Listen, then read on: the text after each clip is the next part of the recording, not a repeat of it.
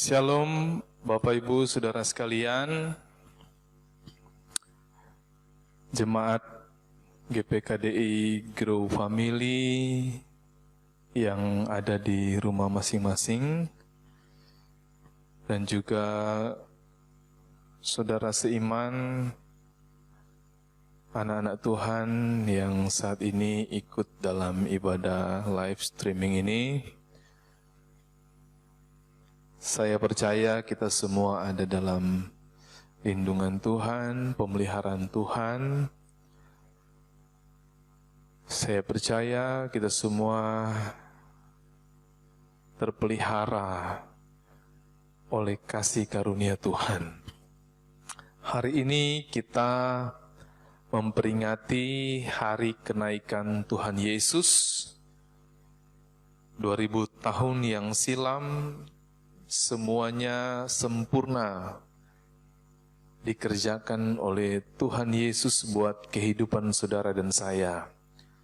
Dia telah turun ke dalam dunia, Dia telah mati bagi kita, Dia bangkit, dan hari ini kita peringati Dia naik ke surga.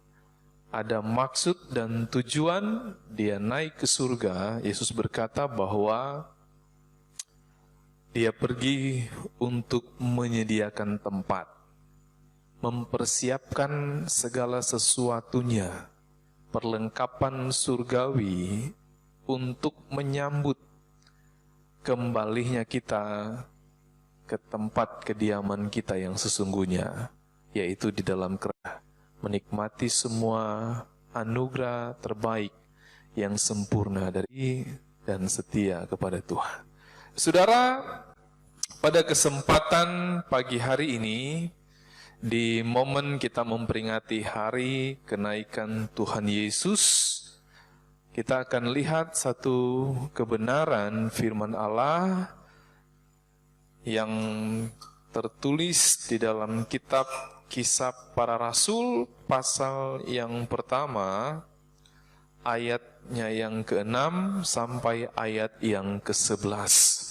Bagi saudara yang saat ini memegang Alkitab, baik Alkitab dalam bentuk buku atau dalam bentuk Alkitab Android, bisa kita buka dan kita akan baca Kisah Para Rasul pasal yang pertama, ayat 6 sampai ayat yang ke-11. Saya bacakan buat kita semua. Firman Tuhan berbunyi demikian. Yesus terangkat ke surga. Maka bertanyalah mereka yang berkumpul di situ, Tuhan, maukah engkau pada masa ini memulihkan kerajaan bagi Israel?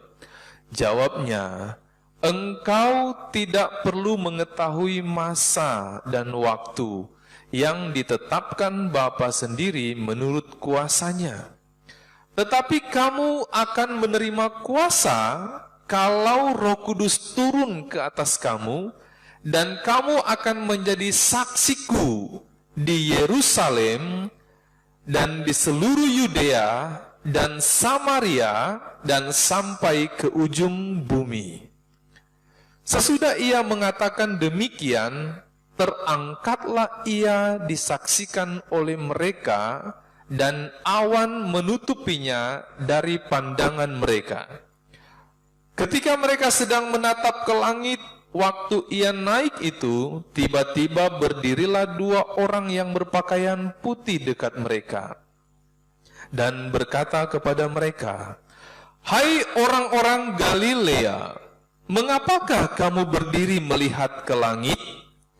Yesus ini yang terangkat ke surga meninggalkan kamu, akan datang kembali dengan cara yang sama seperti kamu melihat dia naik ke surga." Puji Tuhan. Dalam pembacaan Alkitab kita pada pagi hari ini, saya mengambil beberapa poin penting di balik kisah terangkatnya Yesus ke surga. Ada 3 hal yang kita akan renungkan dan pelajari dari pembacaan firman Tuhan pada saat ini.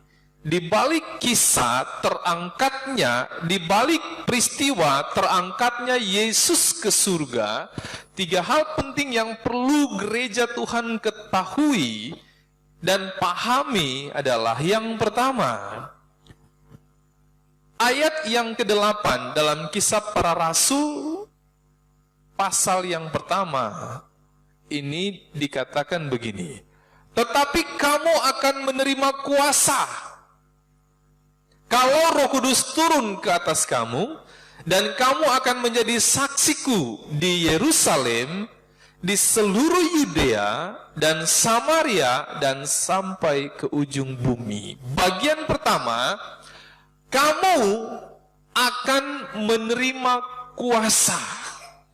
Satu hal di balik peristiwa kenaikan Tuhan Yesus ke surga, dikatakan bahwa kamu akan menerima kuasa.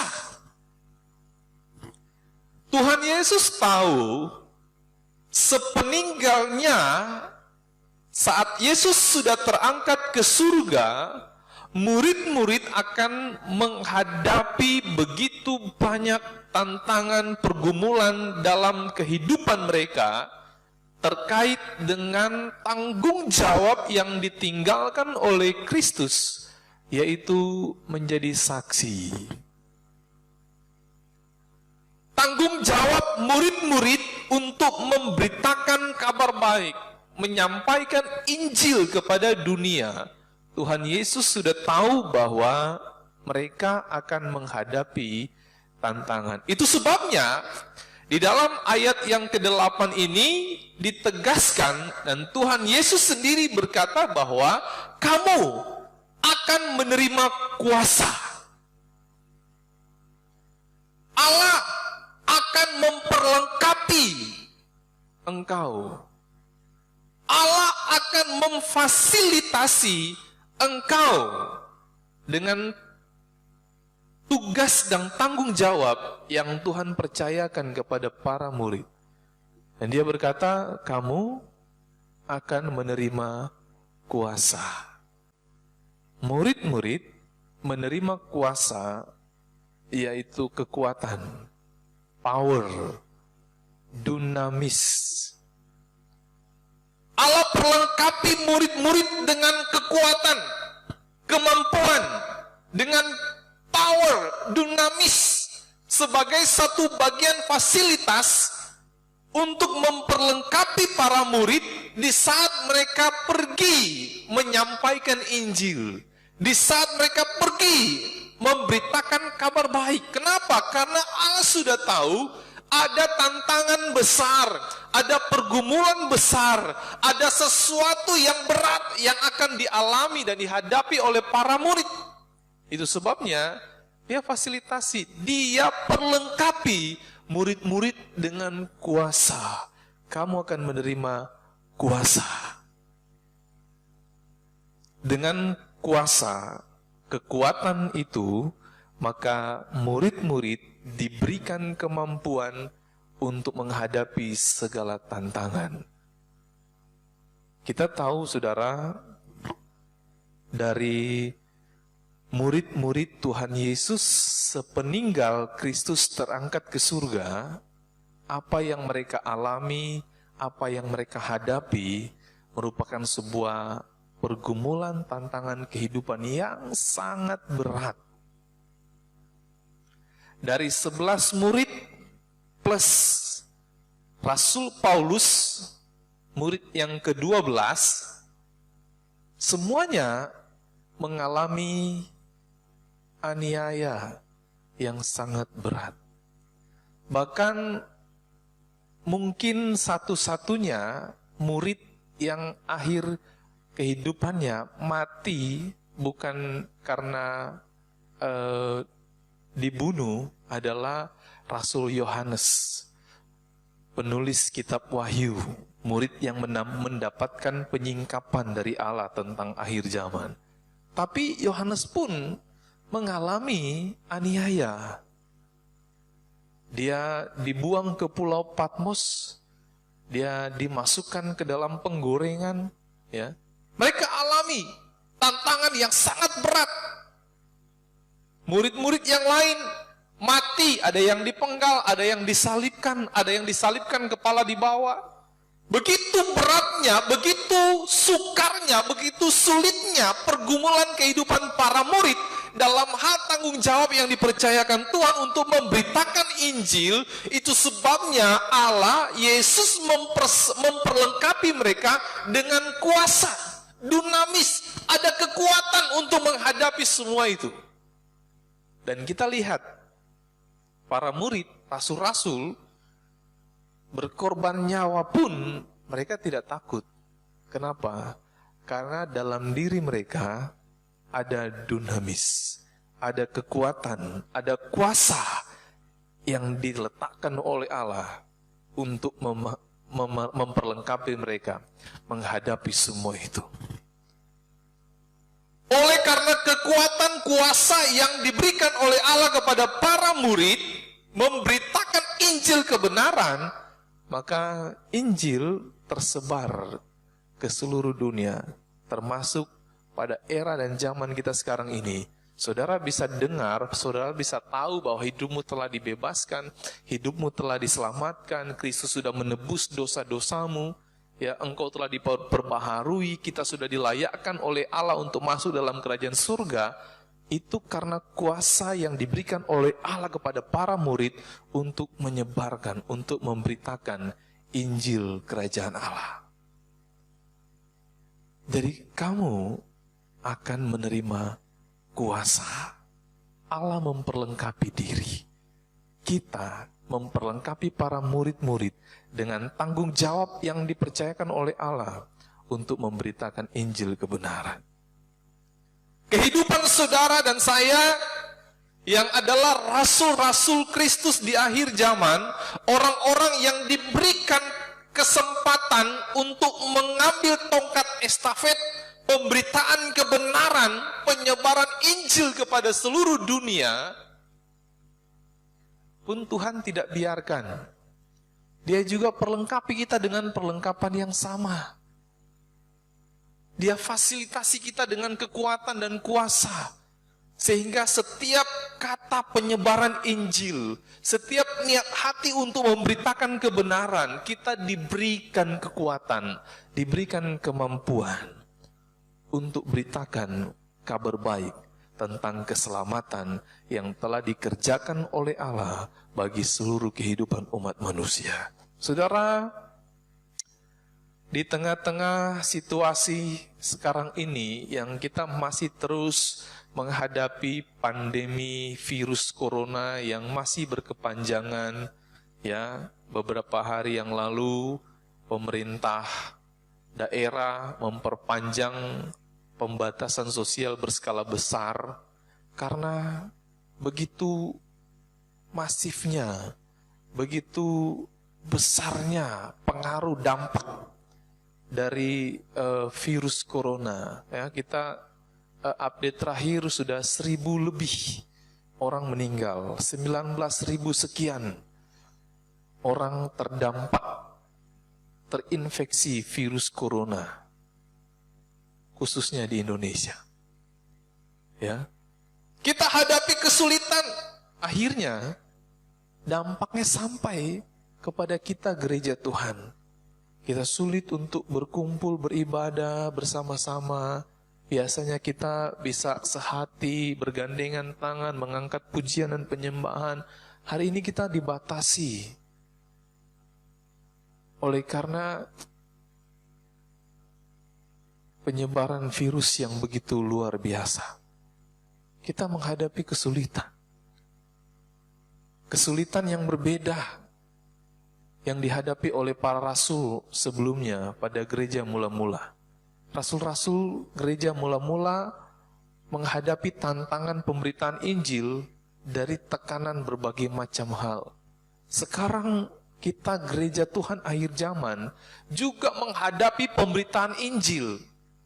Bukan lagi karena dihambat oleh orang lain, tapi sekarang kita dihambat oleh situasi dan keadaan. Virus, tantangan yang begitu berat hari-hari ini akhirnya kesulitan untuk kita beribadah bersama-sama. Tambah lagi banyak virus-virus yang lain, virus-virus pengaruh-pengaruh hal yang lain. Bagaimana dunia, bagaimana iblis berusaha untuk menaruh, menyebarkan tantangan berat bagi gereja Tuhan. Sehingga kita kesulitan untuk memberitakan Injil. Banyak negara-negara yang mayoritas katanya Kristen, tetapi terhambat begitu banyak hal untuk Injil dan kabar baik diberitakan. Kenapa? Orang lebih banyak tertarik dengan berita-berita sekuler daripada berita kebenaran. Orang lebih banyak tertarik untuk menghidupi kehidupan sekuler daripada kebenaran. Orang lebih banyak tertarik dengan godaan dunia daripada pengaruh kebenaran firman Allah. Ya. Saya punya teman hamba Tuhan yang berulang kali bolak-balik Eropa, Amerika, dan menceritakan tentang keadaan gereja di daerah-daerah mayoritas Kristen. Nyaris gerejanya gedung-gedung besar, tapi tidak ada orangnya yang datang beribadah. Bahkan update terakhir, begitu banyak gereja di daerah mayoritas Kristen dijual, dijadikan bioskop, dijadikan pub, dijadikan tempat karaoke dan sebagainya. Kenapa? Karena pengaruh tantangan gereja yang begitu besar bukan lagi pada penganiayaan, bukan lagi pada hambatan, tetapi kepada ideologi-ideologi baru yang muncul, yang iblis tebarkan untuk mempengaruhi begitu banyak orang. Tanggung jawab gereja Tuhan, saudara dan saya di akhir zaman untuk menjangkau, untuk memberitakan Injil, menyampaikan kebenaran kepada banyak orang.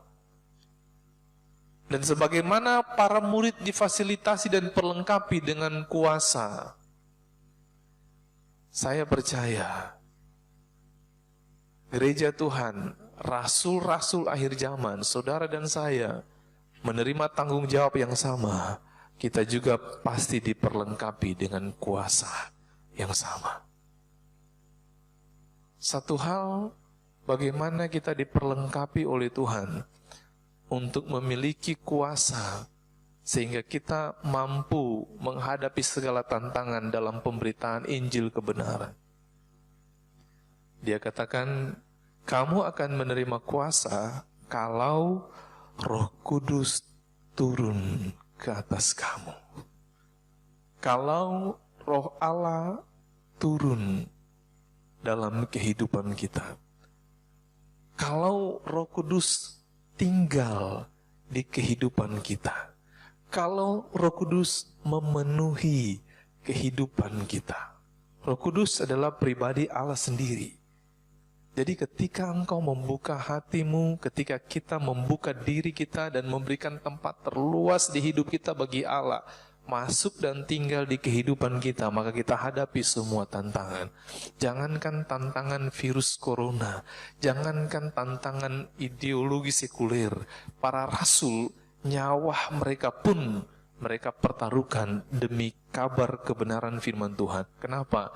Karena mereka mampu menghadapi itu, sebab Roh Kudus ada di kehidupan mereka. Maka pada saat ini saudara, lewat media sosial ini, saya menyampaikan pesan. Saudara dan saya menerima mandat yang sama. Kita semua menerima amanat agung untuk memberitakan Injil. Pastikan saat engkau memberitakan Injil, menjadi saksi bukan karena kekuatanmu, tapi karena kuasa Tuhan yang ada dan tinggal di dalam kehidupan kita. Buka kehidupanmu, buka hatimu, dan izinkan kuasa Tuhan itu tinggal.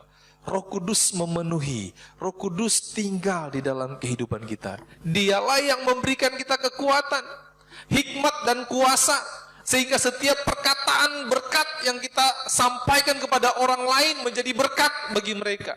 Setiap kabar baik yang kita beritakan menjadi kabar baik bagi mereka. Setiap sikap kehidupan yang menjadi saksi, benar-benar menjadi saksi bagi banyak orang. Ini tantangan gereja Tuhan di akhir zaman. Tapi kita mampu, kita bisa ketika kita menerima kuasa dan otoritas. Poin yang pertama, kamu akan menerima kuasa. Di balik peristiwa kenaikan Tuhan Yesus, janji Tuhan, kamu akan menerima kuasa. Yang kedua, menjadi saksi. Yesus berkata bahwa pergilah ke seluruh dunia, beritakanlah Injil, selamatkan banyak orang. Pergilah ke seluruh dunia, jadikan semua bangsa muridku. Dan baptislah mereka di dalam nama Bapa, Anak, dan Roh Kudus. Beritakan Injil, jadi saksi. Menjadi orang Kristen berarti menjadi bagian dari orang yang menerima tongkat estafet untuk menyampaikan Injil kebenaran.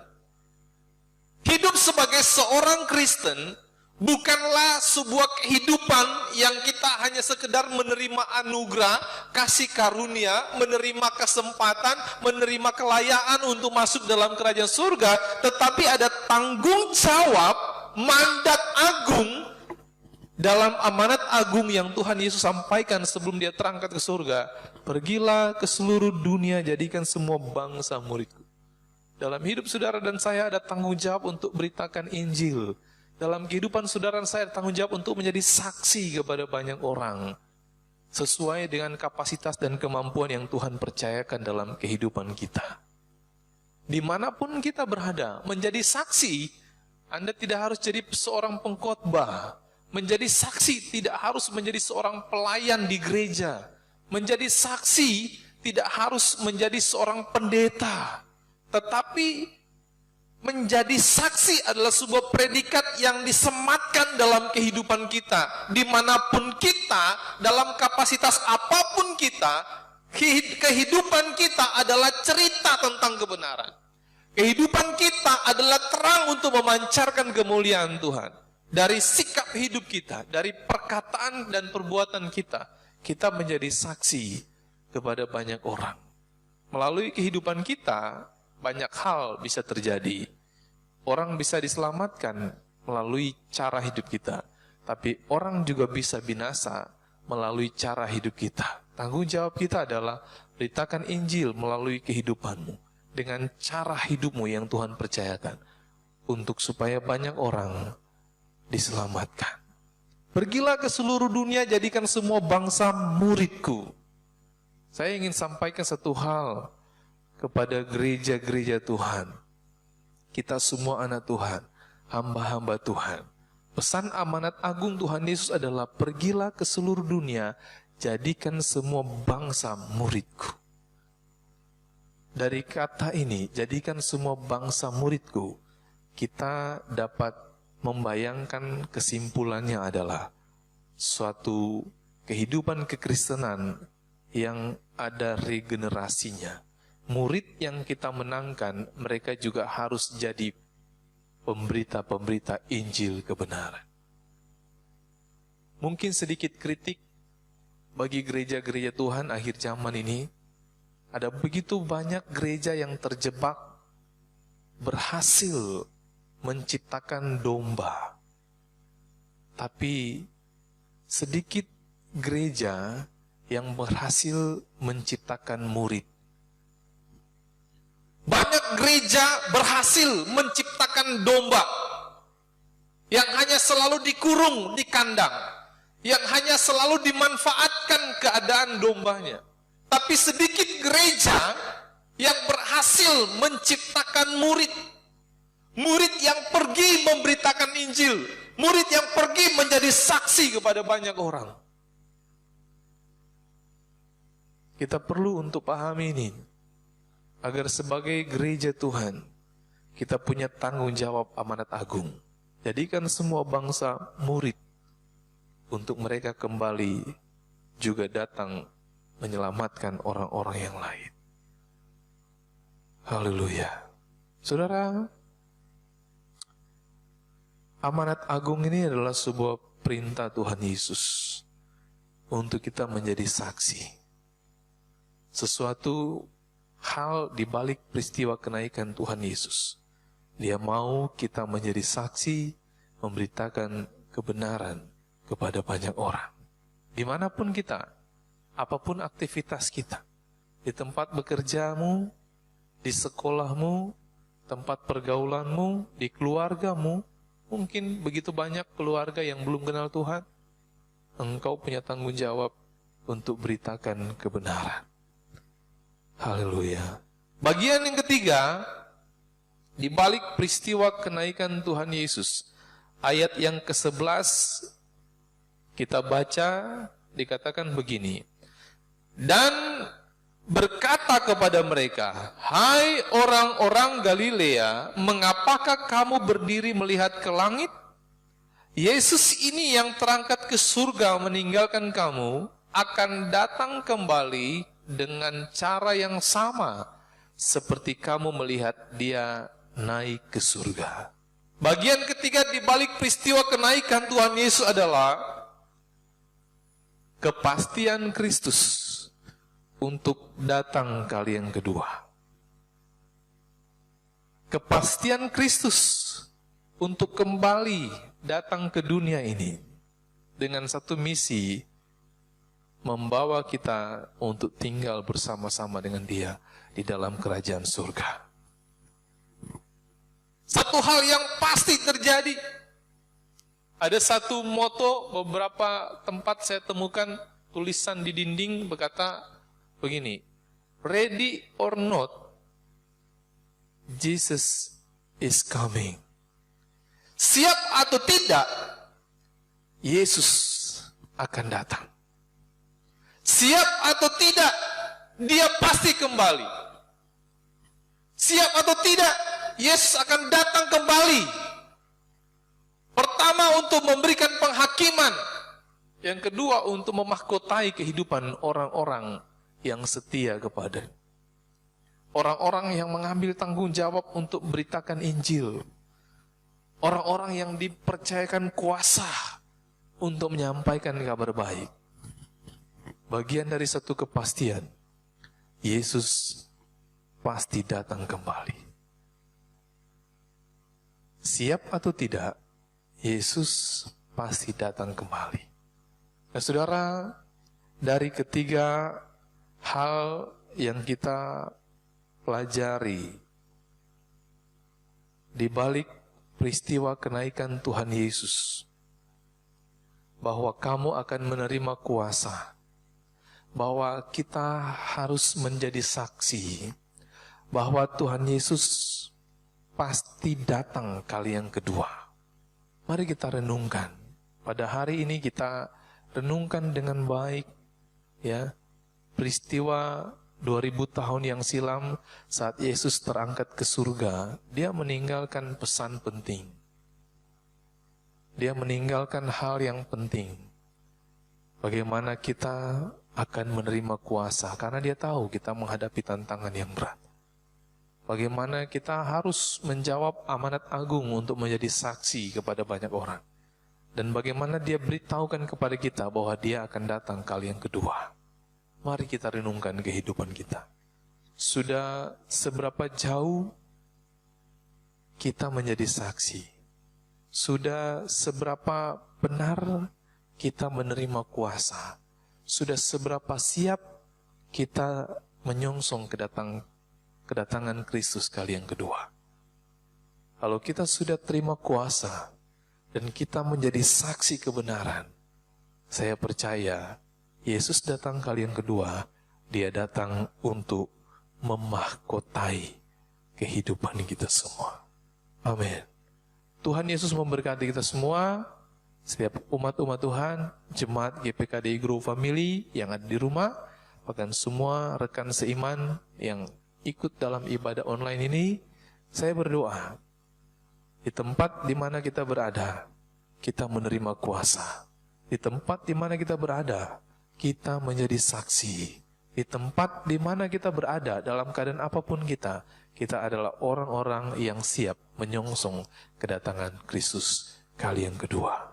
Pastikan hatimu, imanmu, kehidupanmu untuk menyambut semua hal yang terbaik yang Tuhan nyatakan bagi kehidupan kita. Di tengah-tengah pandemi COVID-19 yang kita hadapi hari-hari ini, pastikan kita terima kuasa sehingga kita diberikan kemampuan, diberikan kesabaran, diberikan kekuatan untuk menghadapi semua. Dan pastikan kondisi hari ini, saat ini, menjadi kesempatan bagi kita untuk ceritakan kabar baik, untuk sampaikan kepada mereka bahwa Tuhan Yesus baik, Tuhan Yesus mengasihi kita, Tuhan Yesus pasti datang kali yang kedua. Tuhan memberkati kita semua. Mari kita naikkan satu pujian. Kita akan berdoa. Ya, Tuhan menolong, Tuhan memberkati kehidupan kita semua.